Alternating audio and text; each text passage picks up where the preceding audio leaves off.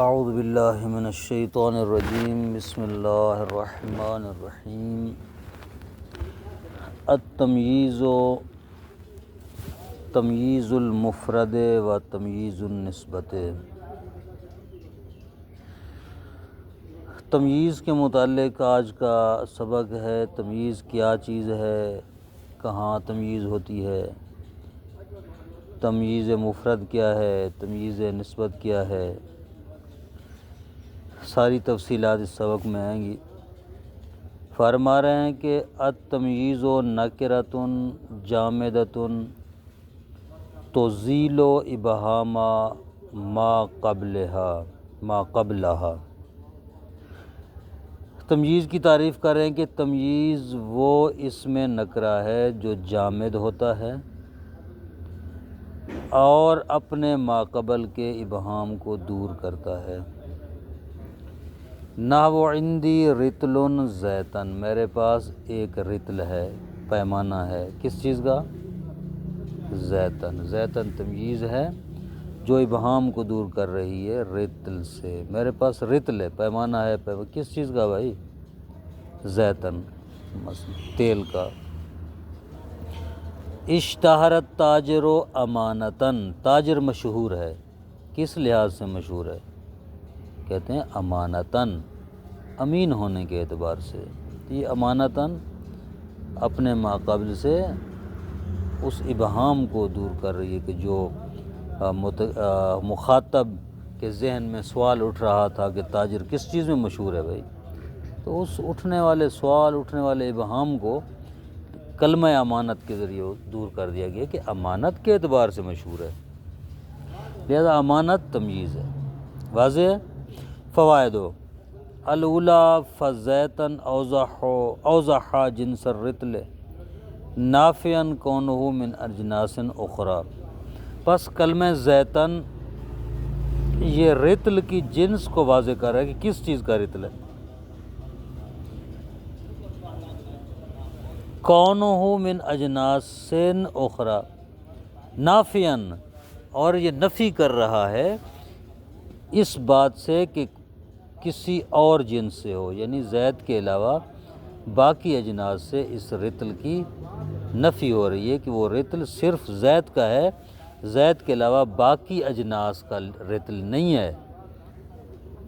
وَأَمَانَةً أَوْضَحَتْ نَوْعَ الاشتہار وَسَبَبَهُ، اور امانتاً کا کلمہ جو ہے یہ مشہور ہونے کی نوع کی وضاحت کر رہا ہے، وَسَبَبَهُ، اور مشہور ہونے کے سبب کو واضح کر رہی ہے۔ وَهُوَ الْأَمَانَةُ، تو وہ سبب کیا ہے مشہور ہونے کا؟ امانت ہے، لل مال، مال نہیں ہے، ولل کرم، یا احترام، عزت، یا کوئی اور وجہ نہیں ہے، بلکہ مشہور ہونے کا سبب امانت ہے۔ یسمی الاول تمییز مفرد، پہلے کو تمییز مفرد کہا جاتا ہے، یعنی پہلی جو عندی رطل زیتن ہے تمییز مفرد ہے۔ لأنہ یبین ابہام الاسم المفرد المذکور، کیونکہ وہ ایک اسم مفرد جو ذکر ہوا ہے اس کے ابہام کو بیان کر رہا ہے۔ عندی رطل زیتن، رطل ایک اسم مفرد ہے، اس کی وضاحت کر رہا ہے زیتن، صرف ایک اسم کی۔ والثانی تمییز نسبت، اور دوسری نسبت کی تمییز ہے، دوسری کو نسبت کی تمییز کہا جاتا ہے۔ کیوں؟ لأنہ یبین الابہام الحاصل عن نسبت الاشتہار الی التاجر، کیونکہ وہ تمییز جو ہے وہ ابہام کو بیان کر رہی ہے، ایسے ابہام کو جو اشتہار کی تاجر کی طرح جو نسبت ہے اس سے حاصل ہوتا ہے، بوجہ الاجمال، اجمال کی وجہ سے۔ کیا کہا؟ اس بات کی تھوڑی سی وضاحت کر دوں تاکہ بات مزید واضح ہو جائے۔ بات یہ ہے کہ تمییز کی دو قسمیں ہوتی ہیں، ایک تمییز مفرد اور دوسری تمییز نسبت۔ تمییز مفرد یہ ہوتی ہے کہ ایک ہی کلمے سے پیدا ہونے والے ابہام کو دور کرے، جیسے ہماری مثال میں عندی رتل زیتن، زیتن ابہام کو دور کر رہا ہے کلمہ رتل سے. میرے پاس رتل ہے بھئی، اور رتل کس چیز کا رتل ہے؟ پانی کا، گھی کا، کسی اور چیز کا، کس چیز کا رتل ہے؟ تو اس رتل ایک کلمہ مفرد کے اندر، اس میں مفرد کے اندر جو ابہام تھا اس کو زیتن کے ذریعے دور کیا گیا ہے کہ وہ رتل زید کا ہے. یہ تو بات واضح ہے. دوسری ہے نسبت سے ابہام کو دور کر رہی ہے. ہم اسی مثال میں سمجھتے ہیں کہ اشتہرت تاجر و امانتاً، تاجر مشہور ہے. اب یہاں ابہام کس بات میں ہے؟ تاجر میں ہے یا مشہور میں ہے؟ ان کی آپس میں نسبت میں ہے. تاجر کے مشہور ہونے میں دونوں کی جو نسبت ہے، ہاں، اشتہار اور تاجر کی نسبت ہے مشہور ہونے والی، اس کے درمیان ابہام ہے. یہ جو بھائی تاجر مشہور ہے، کس لیے مشہور ہے؟ یہ نسبت جو آپ تاجر کی طرف دے رہے ہو اشتہار کی، اس نسبت کا سبب کیا ہے؟ اس میں ابہام ہے. تو اس ابہام کو دور کرنے کے لیے کلمہ امانت کو لگایا گیا کہ امانت سبب ہے اس بات کا کہ اشتہار کی نسبت تاجر کی طرف ہے، تاجر مشہور ہے، اس کی سبب امانت ہے. واضح ہے بات؟ یتفق الحال والتمییز فی انہما اسمان. 5 چیزوں میں حال اور تمیز متفق ہوتے ہیں، ایک جیسے ہوتے ہیں، مشترک ہوتے ہیں. پہلا اسمان ہے، دونوں اسم ہوتے ہیں. نکرتان، دونوں نکرہ ہوتے ہیں، حال بھی اور تمیز بھی. فضلتان، دونوں کلام میں اضافی ہوتے ہیں، اگر نہ بھی ہوں تو کلام کا معنی پورا ہوتا ہے. منصوبتان، دونوں منصوب ہوتے ہیں. اور 5ویں چیز رافعتان للابہام، دونوں ابہام کو دور کرتے ہیں، تمیز اور حال. 5 چیزوں میں حال اور تمیز مشترک ہیں. وَيَفْتَرِقَانِ فِي 3 أُمُورٍ، اور 3 امور میں ایک دوسرے سے جدا ہیں، مختلف ہیں.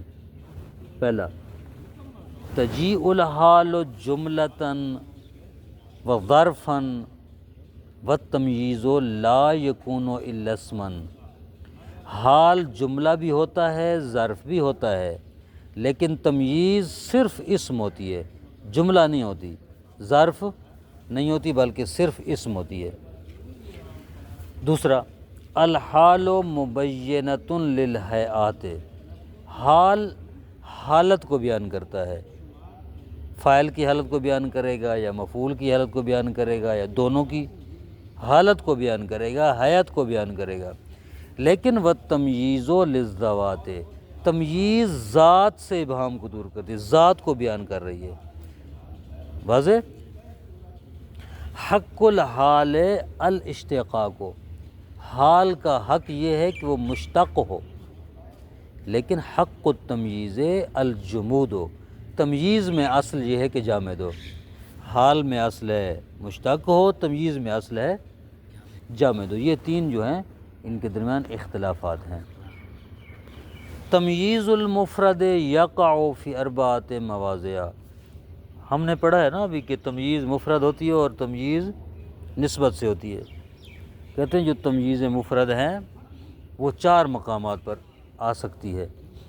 المسامحۃ، مقام مسامحہ میں، نہ المساحۃ، مساحت یعنی پیمائش، جہاں پیمائش ہوتی ہے وہاں پر تمییز آتی ہے. ھذا ذراع ارضاً، یہ ذراع ہے. ذراع کہتے ہیں وہ ہاتھ، جو ہم ہاتھ میں تقریباً 2 فٹ کا ہاتھ ہوتا ہے.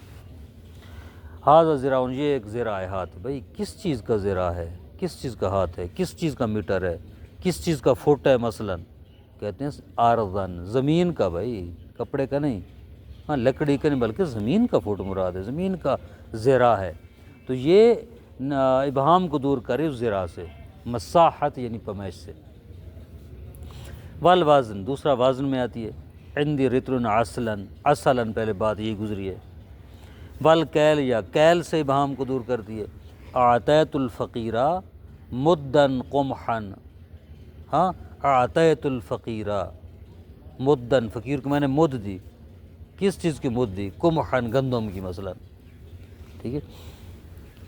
وَيُقَالُ لَهَا أَسْمَاءُ الْمَقَادِيرِ، ان کو اسماء مقادیر کہا جاتا ہے، اس کو مساحت، وزن اور کیل، کیل یعنی وہی پیمانہ جس کو ہم چیز کیا کرتے ہیں کہ کیل یعنی پرانے زمانے میں وہ ٹوپا تھا جس کے ساتھ وہ ٹوپا بھر کر دے دیا جاتا، ٹھیک ہے، مثلا اس کا مخصوص ایک وزن تھا، اس کو کہتے ہیں کیل۔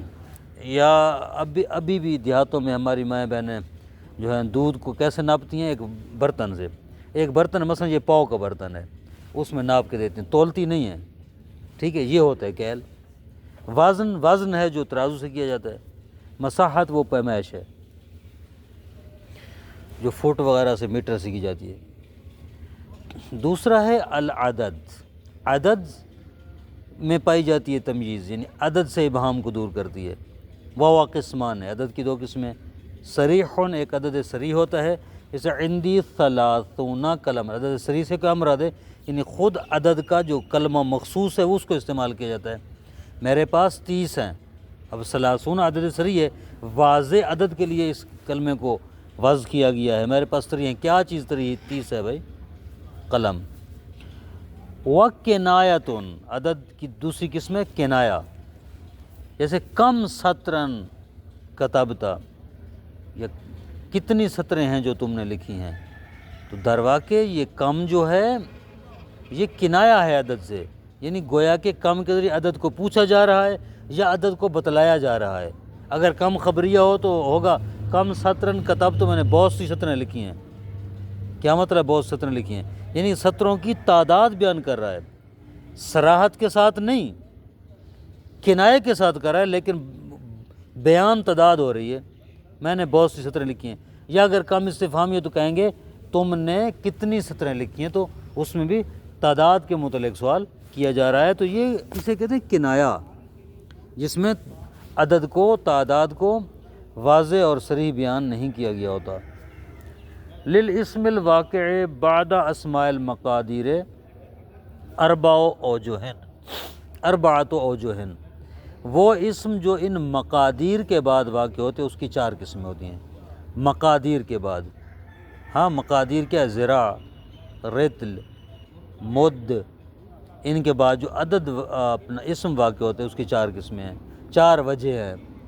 پہلی النصب علی التمییز، اس اسم کو منصوب پڑھیں گے تمییز کی بنیاد پر، عندی رطل عسلن، تمییز کی بنیاد پر منصوب، والجر بالمضاف، یا اس کو مجرور پڑھیں گے اس مقدار کو اس کی طرح مضاف کر کے، عندی رطل عسلن، یوں بھی پڑھ سکتے ہیں آپ، یا عندی رطل زیتن، یوں بھی پڑھ سکتے ہیں آپ، او بے من، یا من کے ذریعے اس کو مجرور کر دیں گے، مثلا عندی رطل من عسلن، یا من زیتن۔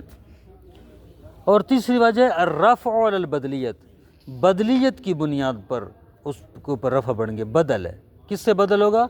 اسی عدد سے، عندی رطل عسل، رطل مبدل من ہو، اصل اس سے بدل ہے، بدل ہونے کی بنیاد پر اس کو مرفوع پڑھیں گے آپ، عندی رطل زیتن، یا رطل زیتن، رطل من زیتن، اور رطل زیتن۔ وقس علیہ، باقی مقادیر کے اوپر بھی یہی قیاس کریں، ان کی مثالوں کو بھی ایسے ہی آپ 4 وجہ پڑھ کر استعمال کر سکتے ہیں، نصب علی التمییز، جر بالمضاف، جر بمن، رفع علی البدلیت۔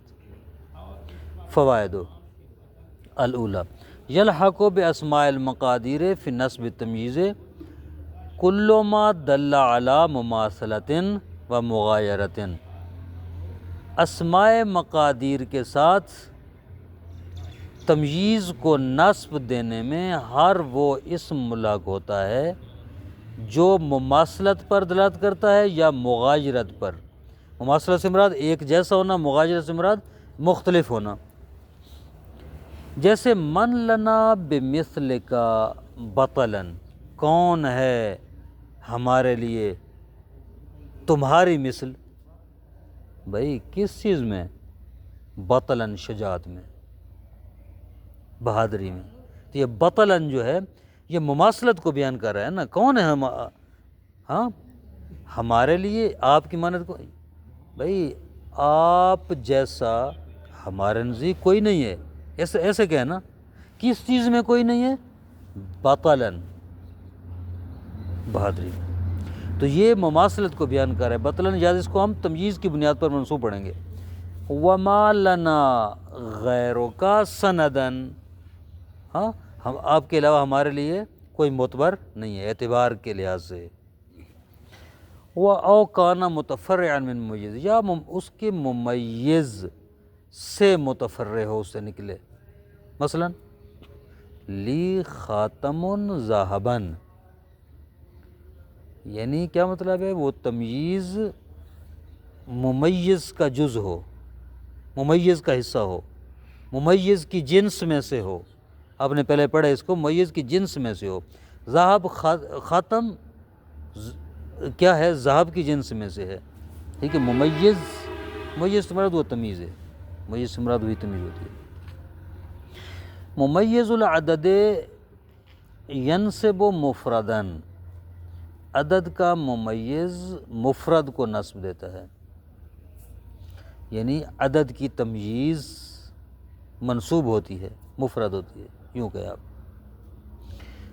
مع کا کس کے ساتھ؟ مع احد عشرہ تسعہ و تسعین، احد عشرہ، تسعہ عشرہ وغیرہ، ان کی جو اب دوسرے الفاظ میں یوں کہیں، احد عشرہ سے لے کر تسعہ عشرہ تک، ٹھیک ہے، تمیز کیا ہے؟